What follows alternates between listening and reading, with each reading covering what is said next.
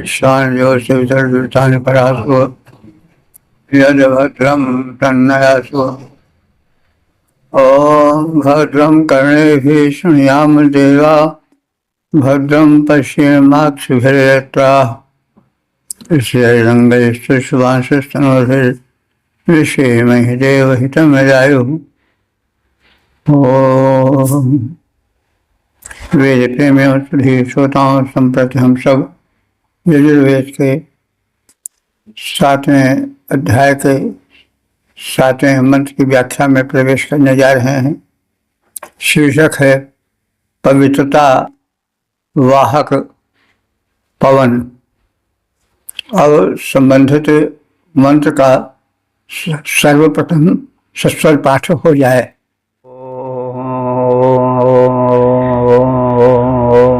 आवायो भूखशुचिपा उपनः सहस्रन्ते नियुतो विश्ववारा उपोते अन्धो मध्यमयामिदस्या देवदधिखे पूर्वपेयं वायवेत्वा। इस 7वें मंत्र में पवन देव से प्रार्थना है कि वे बुराइयां भगाएं और दिव्यता यज्ञ भूमि पर लाएं। तो देवता तो यज्ञ के वैदिक युग में जो होते थे वे पवन, जल, पर्जन्य और अग्नि, सूर्यादि होते थे। तो पवन का तात्पर्य होता है, अर्थ होता है पवित्रता लाने वाला। तो पवित्रता परम आवश्यक है। यज्ञ हो रहा है उसमें पवित्रता परम आवश्यक है। अपवित्र हो जाने पर यज्ञ अपवित्र हो जाता है। तो इसलिए पवित्रता वाहक पवन से प्रार्थना है कि वे वातावरण में, यज्ञ स्थल पर पवित्रता का प्रसार करें। शुचिपाह वायो, शुचिपाह माने शुद्धतापूर्ण, शुचितापूर्ण। हे वायु देवता, पवन देवता, नः माने हम सब यजमानों के, याजकों आदि के, सहस्रम नियुत उप आभूष, हजारों सद्गुणों से विभूषित करो हम सबको, क्योंकि शोभा सद्गुण ही होते हैं। तो हे पवित्रता वाहक पवन, तुम हम सब यजमानों के, यज्ञकर्ताओं के जो हजारों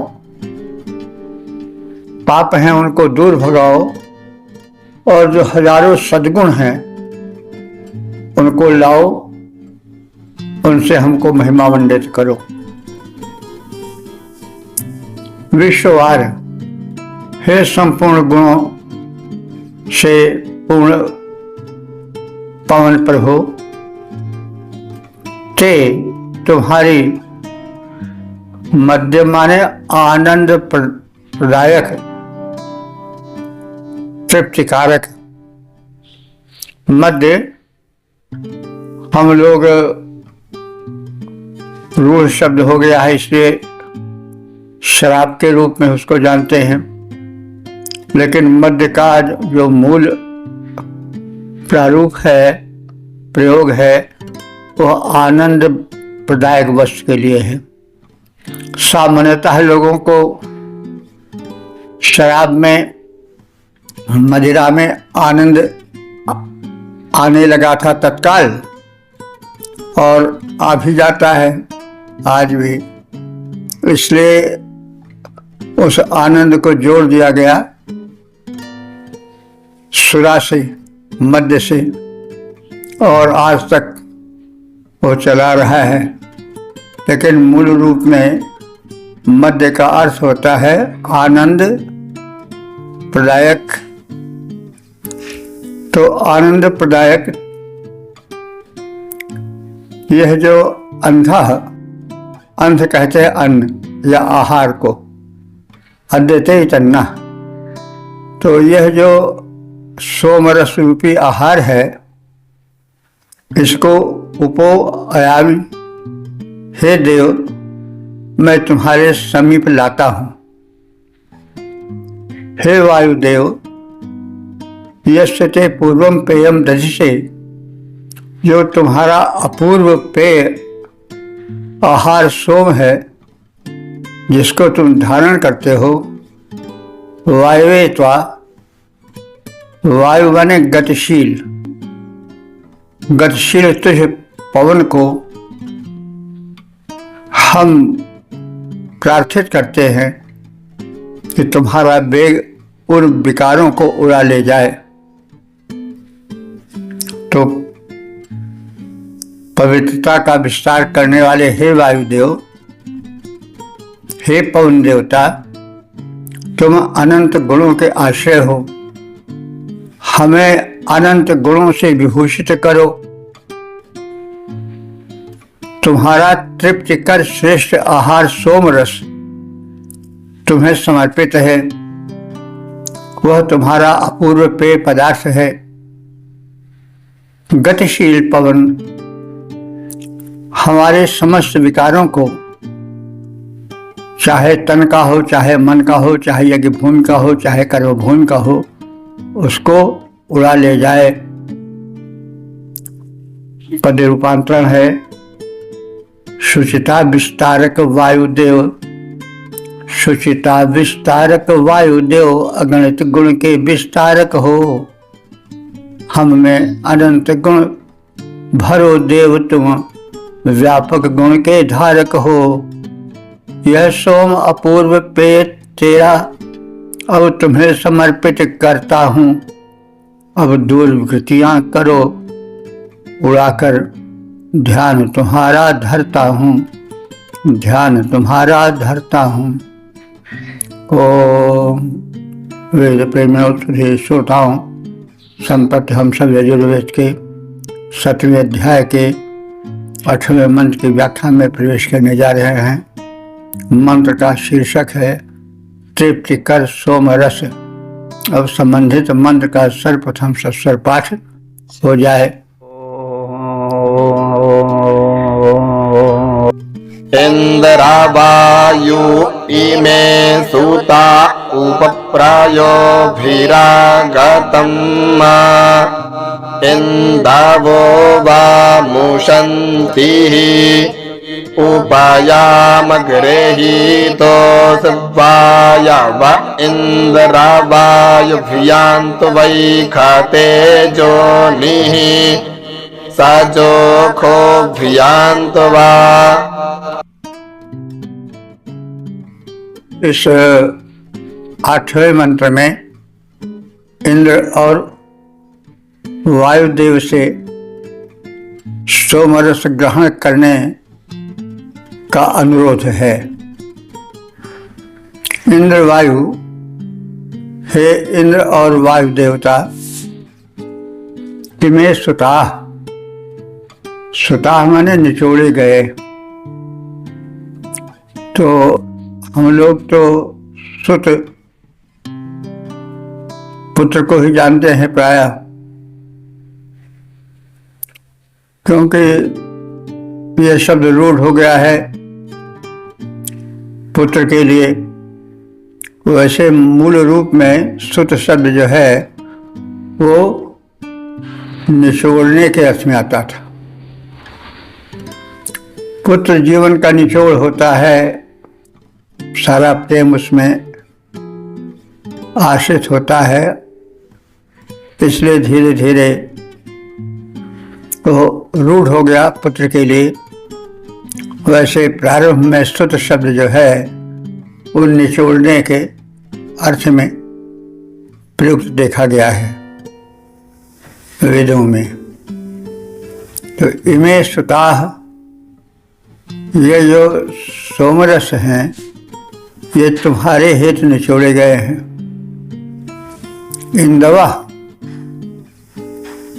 इंदु कहते हैं सुखकर को, और ये शब्द रूढ़ किसके लिए हो गया है? चंद्रमा के लिए, क्योंकि चंद्रमा सुखकर है, देखने में बड़ा आकर्षक प्रतीत होता है, चांदनी बिखेरता है। तो इसलिए इंदु शब्द जो है वो चंद्रवाची हो गया है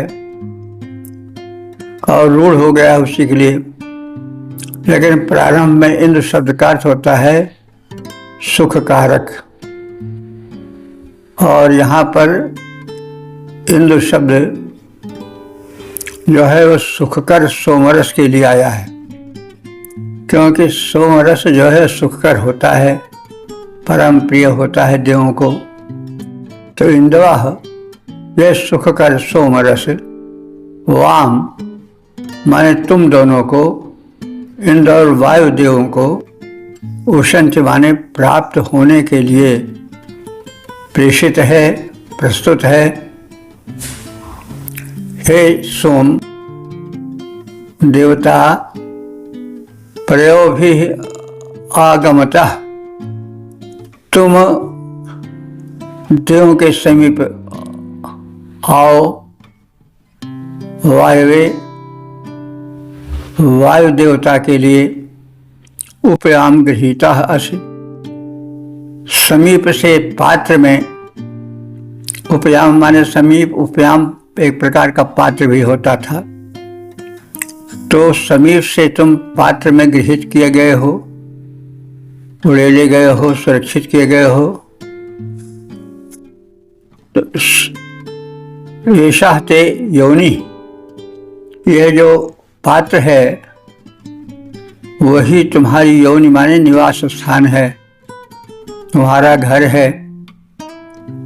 इंद्र वायु भ्याम त्वा, इंद्र और वायु देवता तुम्हारे लिए सजोषाभ्याम पीने के इच्छुक, त्वा तुम्हें चाहते हैं, और तदर्थ तुम उन्हें समर्पित हो। तो हे इंद्र और वायु देवता, तृप्ति प्रदायक श्रेष्ठ पेय सोमरस तुम दोनों को समर्पित है, तुम दोनों इसे स्वीकार करो। हे सोम देवता, वायुदेव और इंद्रदेव के लिए तुम विधिवत तैयार किए गए हो। इस यज्ञ भूमि पर, इस यज्ञ महोत्सव में तुम उनकी प्रसन्नता के लिए सोमरस को ग्रहण करो, और हम तुम्हारे लिए इसे प्रस्तुत करते हैं। पद्य रूपांतरण है, हे इंद्र और हे वायुदेव, ये सोम तृप्तिकर श्रेष्ठ पेय।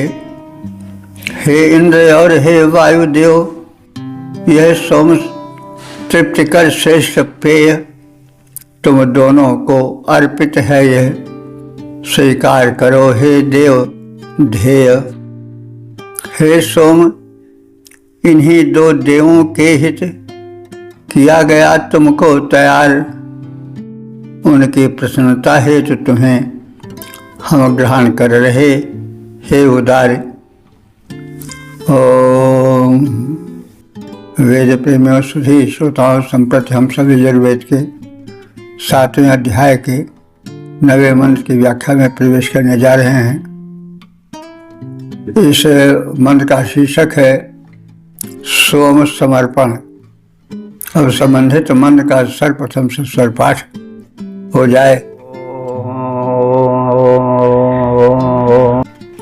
अयं वान्मित्रा वरुणा सुताः सोम अरिता वृथा मामेतिह श्रुतग्गो हवं मा उपायाम गृहीतोऽसि मित्रा वरुणाभ्यान्तु वा।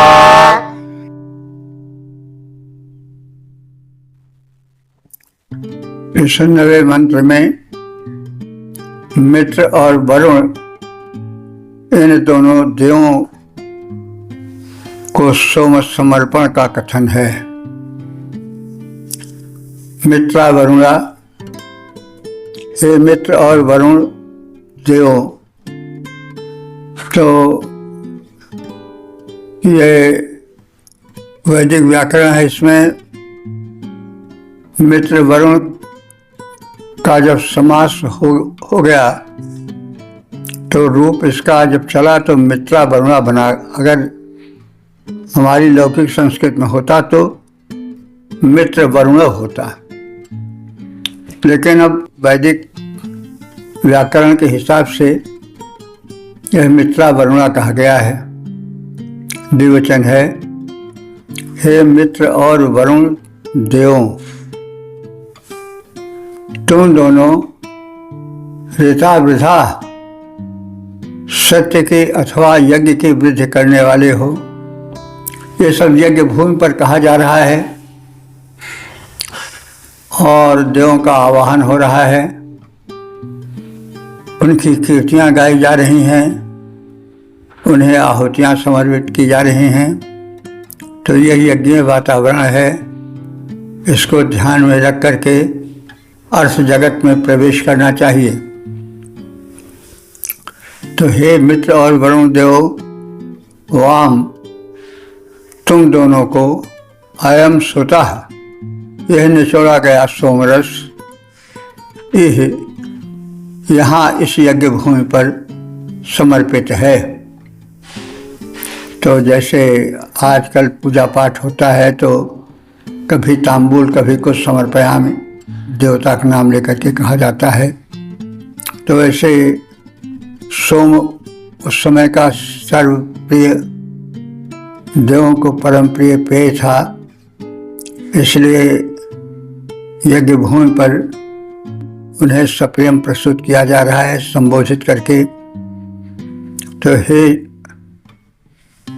मित्र और वरुण देवद्वय, यह माने यहाँ इस यज्ञ भूमि पर तुम्हें यह सोमरस समर्पित है। ममेत हवम श्रुतम, ममेत माने मेरे इस, हवम माने आवाहन को, बुलावे को, श्रुतम माने तुम दोनों सुनो, उपयाम तुम समीप से, गृहीता से पात्र से ग्रहण किए गए हो। हे सोमरस, तुम पात्र में ग्रहण किए गए हो। मित्रा वरुणाभ्याम त्वा, मित्र और वरुण इन दोनों देवताओं के लिए हे सोमरस तुमको हम समर्पित करते हैं। हे सत्य के विस्तारक मित्र और वरुण देव, तुम दोनों की तृप्ति हेतु यह सोमरस प्रस्तुत है। यहाँ यज्ञ भूमि में पधारो, हम तुम्हारा आवाहन करते हैं।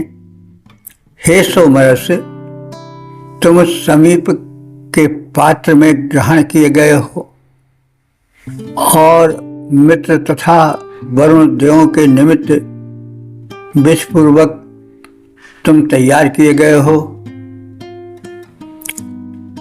तुम्हें छान कर गंगा जल मिलाकर, नदियों का पवित्र जल मिलाकर और अन्य दुर्लभ वस्तुएं मिलाकर देवताओं के पीने के लिए प्रस्तुत किया गया है। और इसलिए संप्रति हम सब मित्र और वरुण इन देवद्वय के लिए तुम्हें प्रस्तुत कर रहे हैं वे तुम्हारा पान करें और हम तुम्हें समर्पित करते हैं। पद्य रूपांतरण है। हे मित्र वरुण देवो तदर्थ अर्पित है सोम सुनो सुजान। तुम यज्ञ भूमि में आओ, हम करते हैं तुम्हारा आह्वान। हे पात्र स्थित निकटस्थ सोम, देवों के हित विधिवत तैयार हम तुम्हें समर्पित करते उन देवों के हित में हे उदार। ओम वेद प्रेमियों सुधे श्रोताओं, संप्रति हम सब यजुर्वेद के 7वें अध्याय के 10वें मंत्र की व्याख्या में प्रवेश करने जा रहे हैं। मंत्र का शीर्षक है सोम समर्पण और संबंधित मंत्र का सर्वप्रथम सस्वर पाठ हो जाए।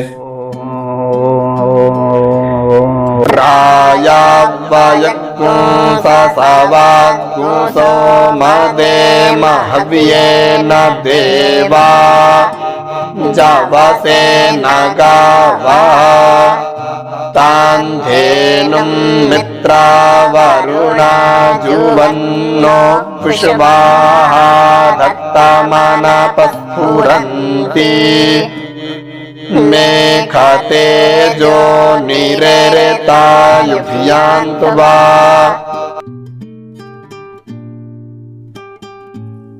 इस 10वें मंत्र में मित्र और वरुण देवों से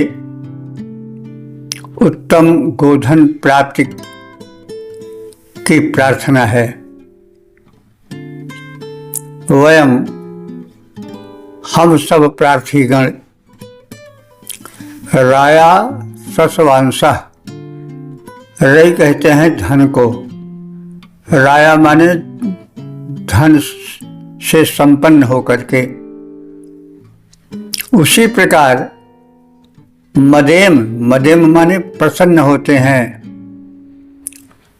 जैसे देवाहवेन, देवगण अभिषान्य पाकर प्रसन्न होते हैं। गावा यवसेन, और गायें जैसे हरा भरा चारा पाकर प्रसन्न होती हैं। और मित्रा वरुणा, हे मित्र और वरुण देव, एवं तुम दोनों ताम अनस्फुरंतीम धेनुम, ताम माने उस, अनस्फुरंतीम माने न भागने दौड़ने वाली गाय को, धेनुम अनुस्फुरंतीम धनु माने जो भागती दौड़ती अधिक न हो। तो वैसी स्थिर स्वभाव वाली गायों को हमें दो। उस समय का गोधन सबसे बड़ा धन था, इसलिए जब सबसे अधिक मूल्यवान वस्तु की याचना की जाती थी तो गोधन सामने आता था।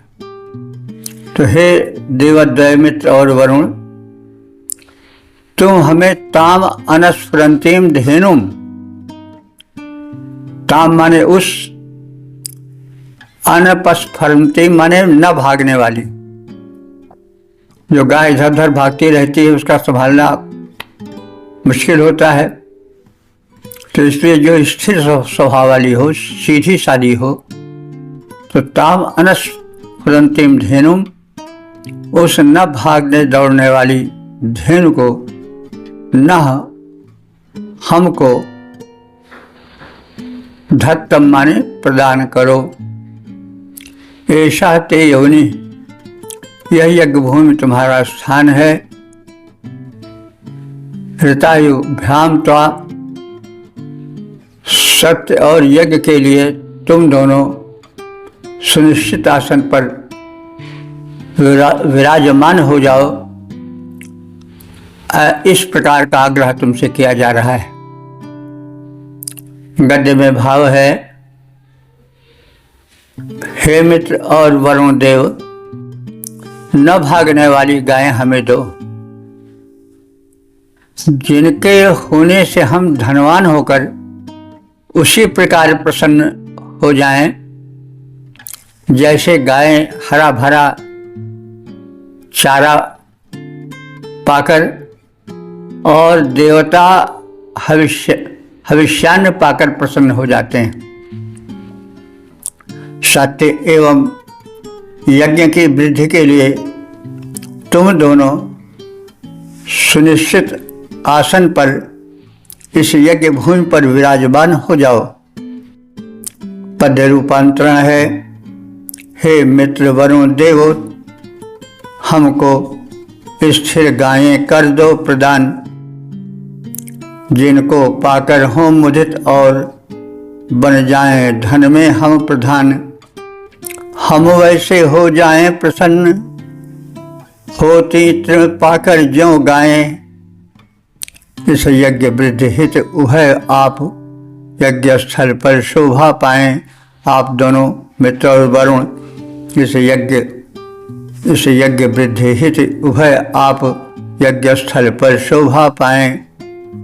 ओम। वेद प्रेमियों, सुधी श्रोताओं, संप्रति हम सब यजुर्वेद के 7वें अध्याय के 11वें मंत्र की व्याख्या में प्रवेश करने जा रहे हैं। मंत्र का शीर्षक है गो याचना। अब संबंधित मंत्र का सर्वप्रथम सस्वर पाठ हो जाए।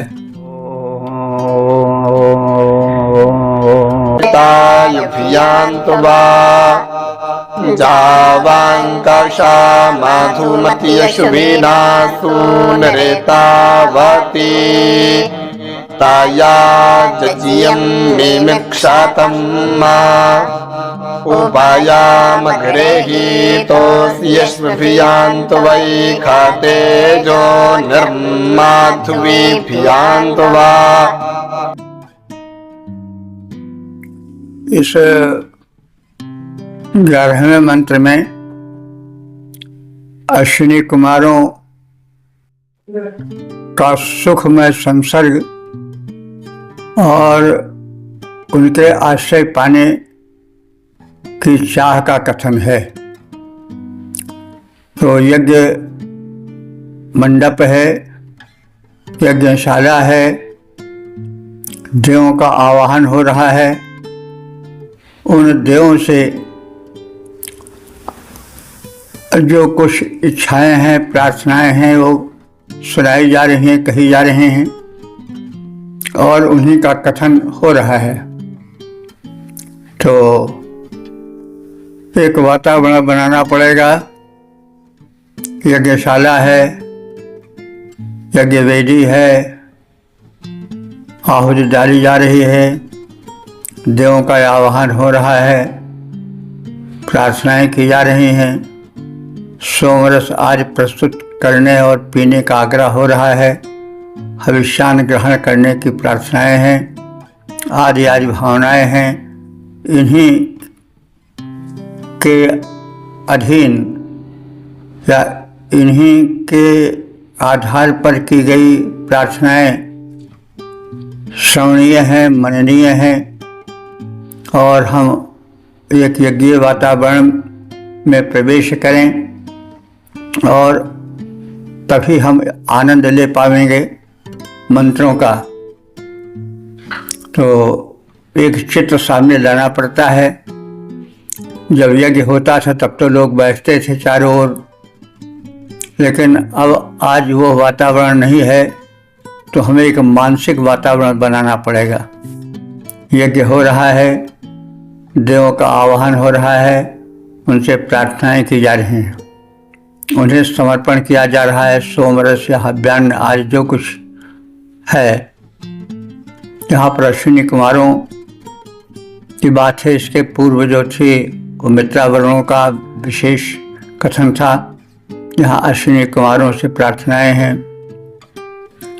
अश्विना, हे दोनों अश्विनी कुमारों, या जो वाम माने तुम दोनों की, मधुमती माने मधुर, सुंदरतावती, सत्य और सुंदर श्रमणीय कषा माने वाणी है, तया उसके द्वारा यज्ञम मिमिक्षतम हम यज्ञ को सिद्ध करें, यज्ञ को सफल बनावें। उपयाम गृहीता अस्य संयम नियम से ग्रहण किए जाने वाले हो। तेषः योनि हे सोमरस, यह जो उपयाम एक प्रकार का पात्र भी बताया जाता है जिसमें सोमरस प्रस्तुत किया जाता था। तो यह जो उपयाम है वो तुम्हारा आश्रय स्थल है। पेश ते योनि, यह तुम्हारा घर है। अश्विभ्याम त्वा, हे दोनों अश्विनी कुमारों, तुमको माधुर्यभ्याम मधुरता से युक्त तुमको हम अपना आश्रय मानते हैं और तुम्हारे हेतु सोमरस आदि प्रस्तुत करते हैं।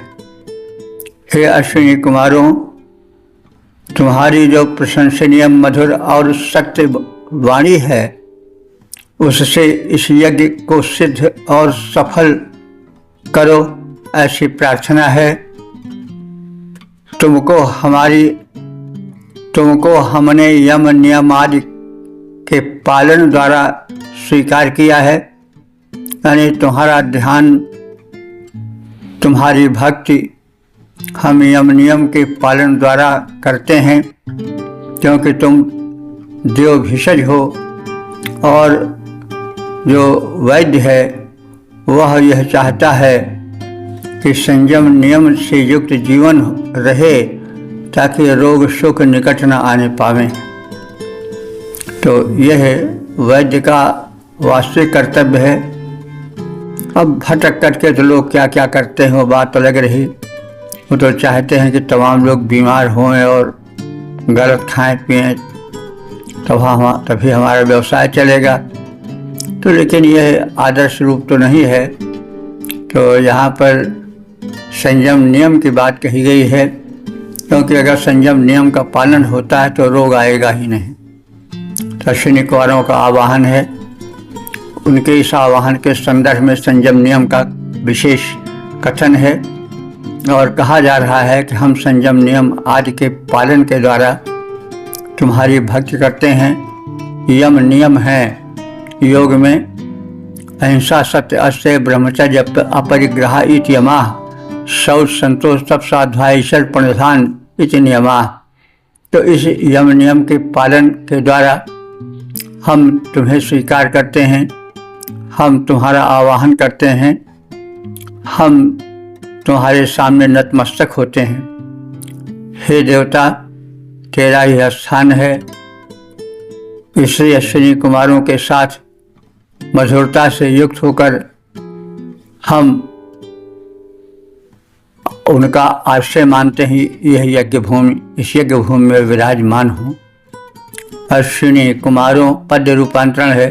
अश्विनी कुमारों मधुर और है सत्य तुम्हारी वाणी, इससे सिद्ध करो सुयज्ञ जो है अति कल्याणी। यम नियमों का पालन कर तुमको हमने स्वीकारा, तुम्हें आश्रय मान रहे हम। आश्रय मधुर तुम्हारा। अश्विनी कुमार वैद्य हैं। यम नियम के पालन करने वालों को आरोग्य और आयुष्य देते हैं। आरोग्य ही धर्म अर्थ काम मोक्षाणाम आरोग्य मूल मुत्तमम। धर्म अर्थ काम मोक्ष सबका जो मूल है वो आरोग्य है। तो यज्ञ धार्मिक कार्य है, तो यज्ञ का भी मूल यह आरोग्य है। इसलिए आरोग्य के संदर्भ में अश्विनी कुमारों का आवाहन अत्यंत श्रेयस्कर और सटीक है।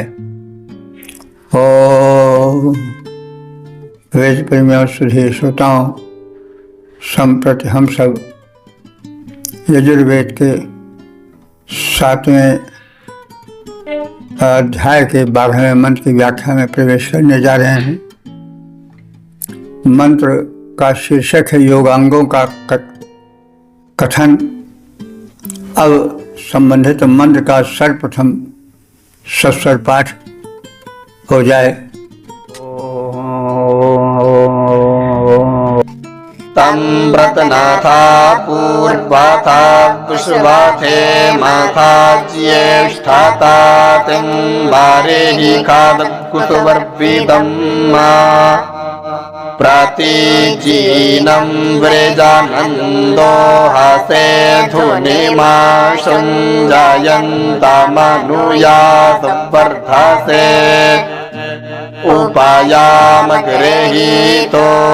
छन्दाय त्वयि खातेजो निर्वीरताम् पाश्चापामृष्टाः छन्दो देवास्त्वा शुक्रपाः प्राणायन्तु वाना घृष्टासि।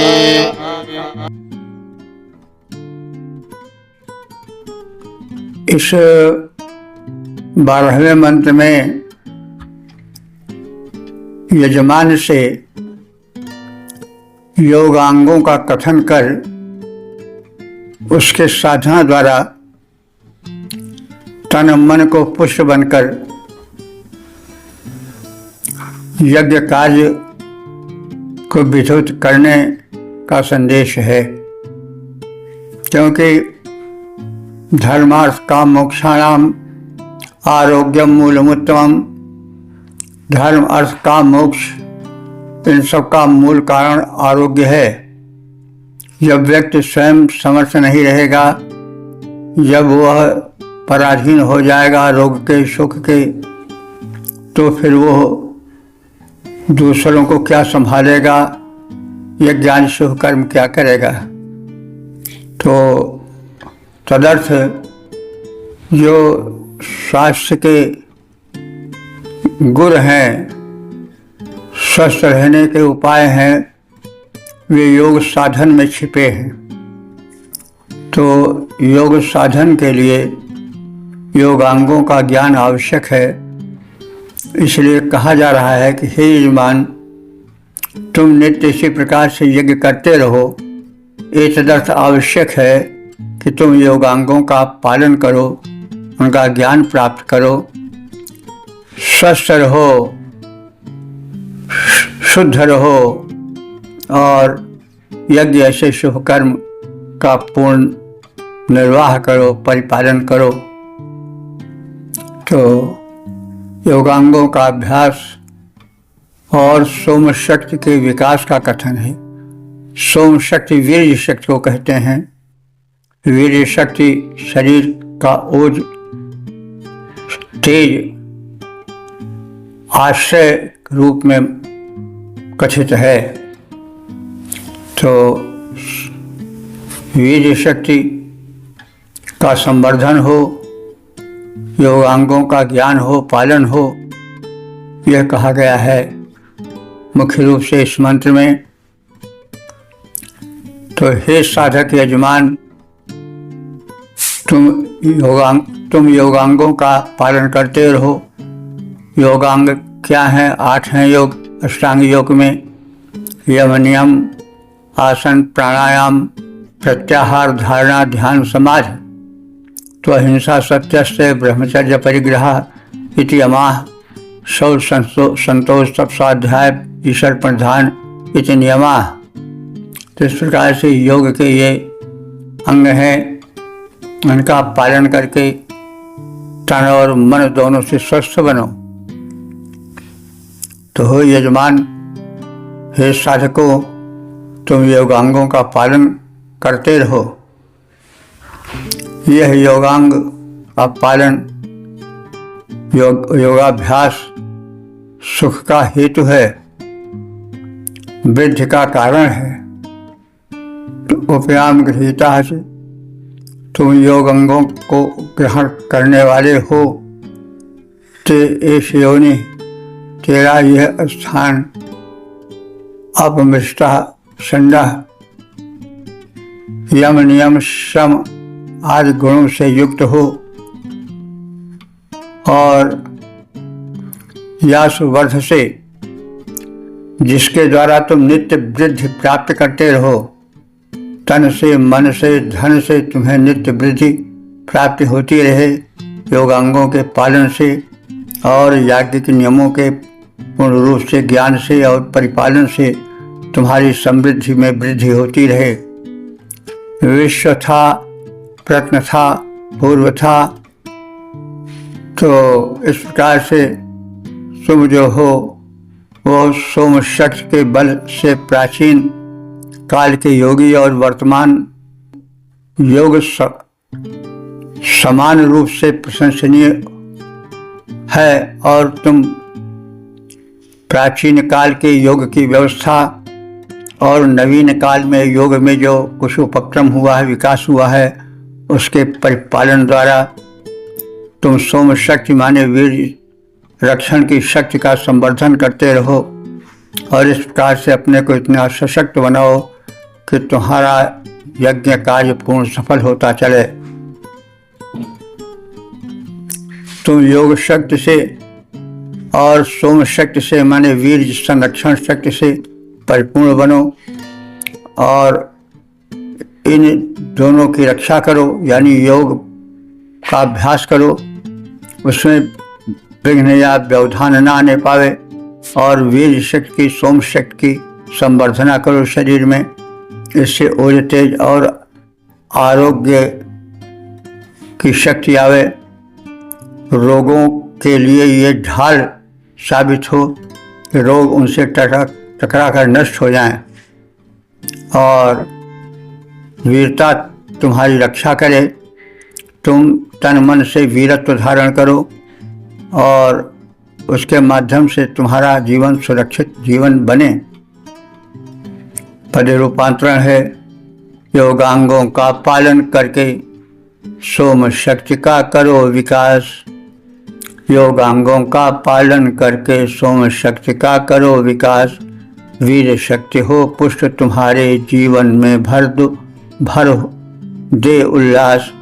वीर शक्ति हो पुष्ट तुम्हारे जीवन में भर दे उल्लास। उक्त शक्तियों के विकास से हो वीरता विकास सदा। करे वीरता रक्षण जीवन में हो भरी सुवास सदा। इस प्रकार से होता रहता रहे सदैव विकास तुम्हारा जीवन में बहती जाए नित्य सत विकास की उज्ज्वल धारा। ओम। वेद प्रेमी और सुधी श्रोताओं, संप्रति हम सब यजुर्वेद के 7वें अध्याय के 13वें मंत्र की व्याख्या में प्रवेश करने जा रहे हैं। मंत्र का शीर्षक है वीरों को संदेश। अब संबंधित मंत्र का सर्वप्रथम सस्वर पाठ हो जाए। सुवीरो वीरान् प्रजनयन् परिजाभिरायस्पोखेन जजमानं संजग्मानो दिवा पृथिव्या शुक्राः शुक्राशोचिखा निरस्ताः षण्डाः शुक्रस्याधिष्ठानमसि। इस 13वें मंत्र में यह कथित है कि साधक अपने में वीरत्व जागृत करे, दृढ़ निश्चय जागृत करे, राष्ट्र उन्नति पर ध्यान दे और विश्व मैत्री की ओर प्रयाण करे।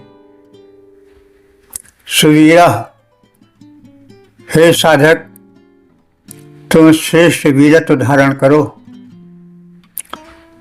देखिए, उस समय जो यज्ञ होता था वो इसीलिए नहीं होता था कि एक निर्धारित प्रक्रिया पूरी कर ली जाए, आहुति डाल दी जाए, बस पूजा पाठ हो गया।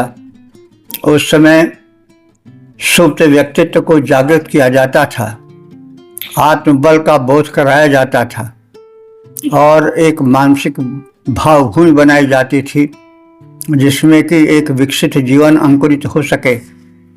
तो इस दृष्टिकोण से हमें अर्थ करना होगा और पूर्ण रूप से हमें उस युग के यज्ञीय विधि विधान को, पर्यावरण को जानने के लिए एक मानसिक पर्यावरण, एक मानसिक भूमिका तैयार करनी पड़ेगी और उसी के लक्ष्य में, उपलक्ष्य में, उसी को ध्यान में रखकर यह कहा जा रहा है कि हे साधकों, हे यजमानों, सुवीरा, तुम वीर हो, फिर और वीरत्व धारण करो, तुम श्रेष्ठत्व प्राप्त करो।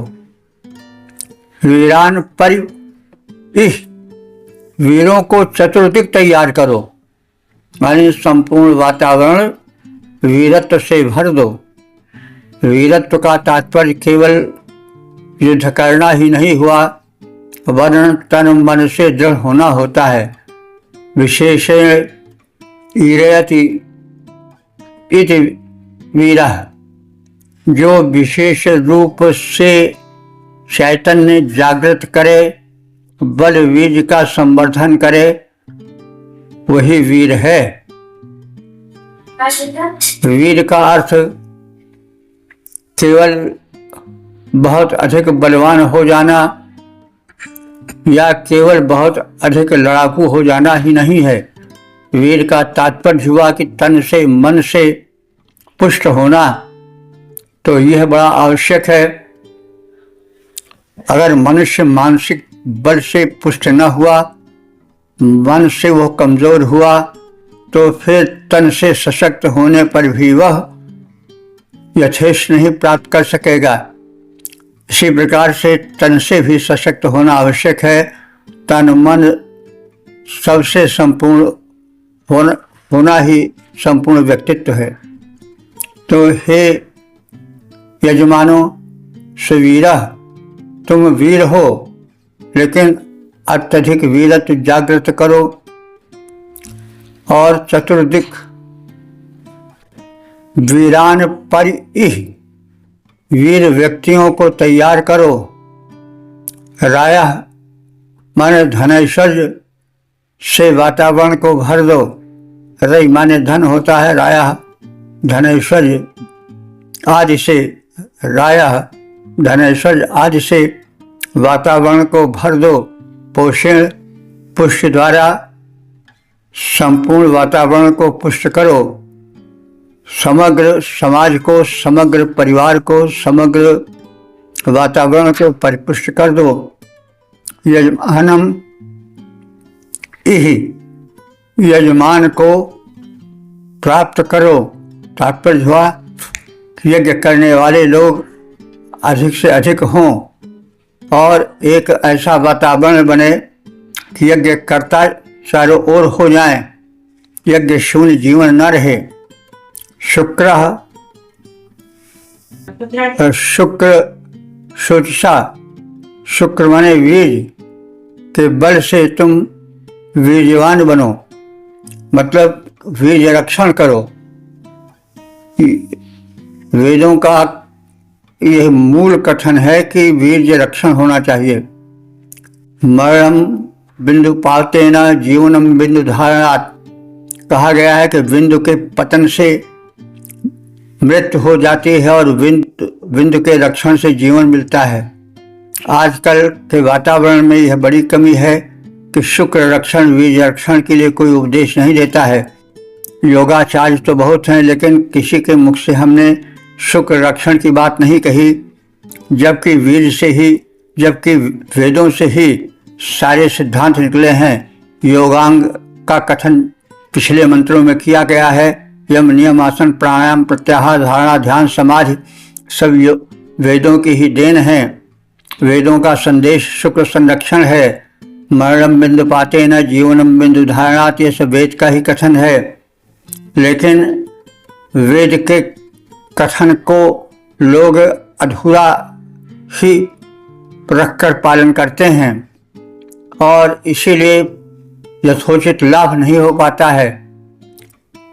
वैदिक ऋषि कह रहा है कि तुम शुक्र सोचा, तुम वीर के बल से वीरवान बनो, बलवान बनो। संडा माने परिपुष्ट बनो। और